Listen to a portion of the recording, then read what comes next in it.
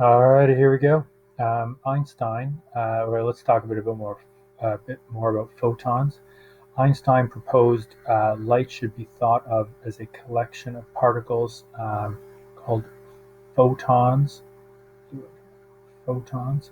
Um, from the photoelectric effect experiment, we know that the energy is proportional to the frequency of the light, and as F goes up, E will go up. So he proposed, therefore, that well, you might remember if we've done in class, anytime I have, let's say, y is proportional to x, if I want to change this into an equal sign, I have to insert some sort of constant. So he did that here and said the constant they called h. It later became known as Planck's constant, experimentally determined to be 6.63 times 10 to the minus 34. So if I want to find the energy of any photon, I can use this formula right here. And this is an important number that you're going to need to remember. Also, from Einstein, he determined that the momentum of a photon is equal to E over C.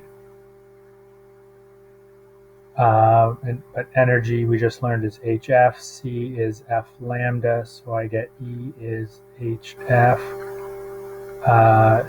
over F lambda. The F's cancel, and I get momentum is equal to F over lambda, another formula when we're calculating the momentum of the photon.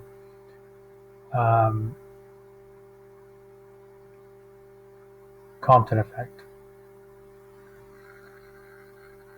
So they did some experiments and they fired light at an electron, and the electron took that energy and went flying off, and another electron or another photon went down here, and we have some angles here. And it turns out that since this thing gave up some energy to this electron, this photon would have less energy than this one, so its color would change, yes?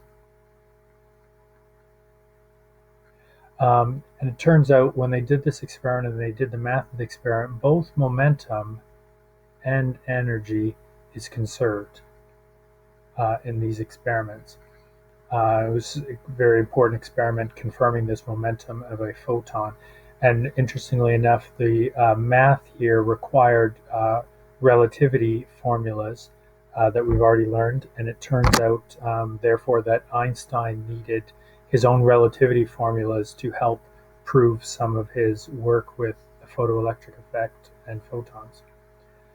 And finally, what can happen when a photon comes into contact with matter? First, it might just reflect off unchanged, like light hitting a mirror and bouncing off. It might hit an electron and free that electron, and the electron might come off of the matter.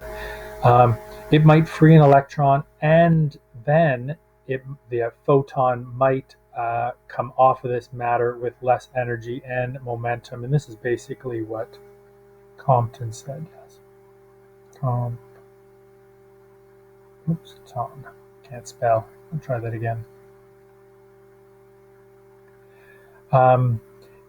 This photon might be absorbed by an electron, and it would move to an excited state. If this is the nucleus and we've got our Bohr shell things, and we have an electron here, a photon comes in, hits this, might move up to the second energy level, for example, and now it's in what we call an excited state. And the last thing that might happen is a bizarre thing I'm just going to mention in passing here. You might get pair creation. This photon might turn into two particles with mass, where energy and momentum would be conserved. This is a very different one. It's more advanced. I'm going to leave it at that.